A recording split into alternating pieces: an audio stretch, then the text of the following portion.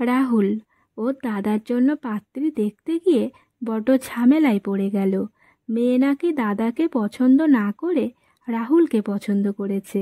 ব্যাপারটা সবার কাছে খারাপ মনে হলেও রাহুল কিন্তু বেজায় খুশি। এক প্রকার খুশিতে আত্মহারা বলা যায়।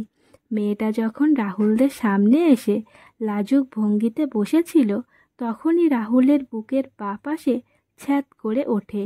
এত সুন্দরী একটা মেয়েকে কিনা রাহুলকে আজীবন বৌদি বলে ডাকতে হবে। রাহুলের পরিবারের লোকজন তো খুব চটে আছে মেয়েটার উপর। সকলে বলতে লাগলো, পাত্র দেখে পছন্দ হয়নি ভালো কথা, তাই বলে পাত্রের ছোট ভাইকে পছন্দ হয় কিভাবে? মেয়েটার কি লজ্জা শরম বলে কিছুই নেই? পরিবারই বা কী শিক্ষা দিয়েছে মেয়েটাকে? রাহুলকে তার পরিবারের লোকজন সরাসরি বলে দিয়েছে ওই মেয়েটার সাথে যেন কোনো প্রকার যোগাযোগ না রাখে।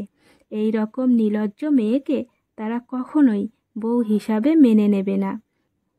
রাহুলও বলে দিয়েছে, ছি ছি, না না, ওই রকম একটি ফালতু মেয়ের সঙ্গে কোনো রকম যোগাযোগ রাখবো না।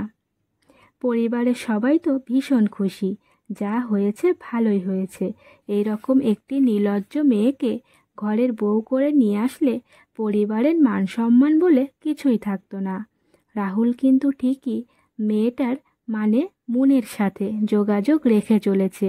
নিয়মিত রেস্টুরেন্টে দেখা করছে, সেলফি তুলছে, পার্কে বসে গল্প করছে, মোবাইলে কথা বলছে, দিব্যি কাটছে ওদের দিনগুলো।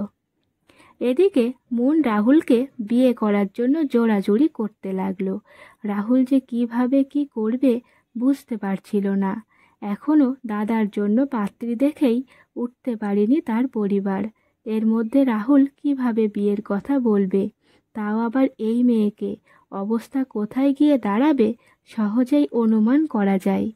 পালানো ছাড়া আর কোনো উপায় ছিল না তাদের। মুনও রাহুলের সাথে পালাতে রাজি। মুনের কথা হচ্ছে যেইভাবেই হোক সে যেন রাহুলকে স্বামী হিসাবে পায়, আর কিছু চায় না। কিন্তু পালাতে গেলে যে প্রচুর টাকা লাগবে সেই কথাটাও মুন রাহুলকে মনে করিয়ে দেয়। মুনের কথায় চিন্তায় পড়ে গেল রাহুল। এই সময় এত টাকা কোথায় পাবে?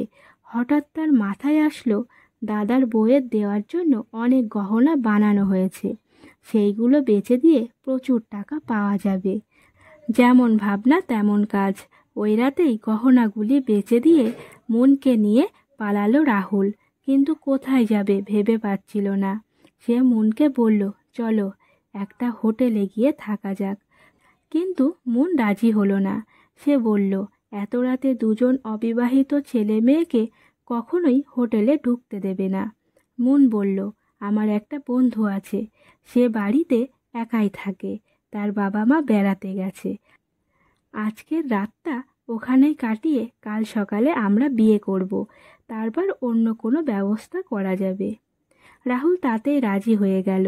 রাহুল প্রথমে ভেবেছিল মুনের বন্ধু হয়তো মেয়ে, কিন্তু সে দেখল তার বন্ধু একটি ছেলে, বেশ হ্যান্ডসাম ও স্মার্ট। যাই হোক, রাহুল ও মুনের বন্ধু একসঙ্গে শুয়ে পড়ল, আর মুন আরেকটি ঘরে একা শুয়ে পড়ল। মুনের বন্ধু ঘুমিয়ে পড়ল, কিন্তু রাহুলের চোখে ঘুম আসছে না। সে ভাবতে লাগলো, এত সুন্দর একটা মেয়ে তার বউ হতে যাচ্ছে, সেই ভেবেই কেমন শিহরণ লাগছে। হঠাৎ মুনের বন্ধু চোখ খুলে ঠাট্টা করে বলল, কাল তো বিয়ে করছেনই, একটু ঘুমান। রাহুল লজ্জা পেয়ে গেল আর চোখ বন্ধ করে ঘুমিয়ে পড়ল। সারাদিন অনেক ধকল গেছে। রাহুল ঘুম থেকে উঠে দেখল সকাল হয়ে গেছে।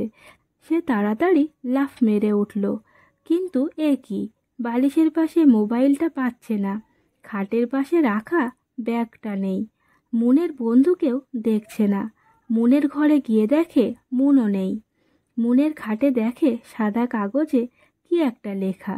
রাহুল হাতে নিয়ে পড়তে লাগলো, তুমি মানুষটা ভীষণ ভালো, তোমার প্রতি আমরা দুজনে সারা জীবন কৃতজ্ঞ থাকব।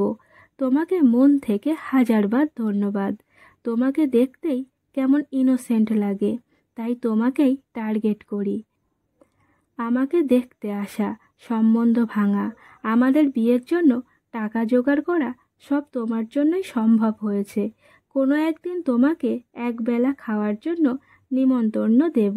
মন খারাপ করো না লক্ষ্মীটি। এবারে আপনারাই বলুন, রাহুল কেমন ফাঁদে পড়ল?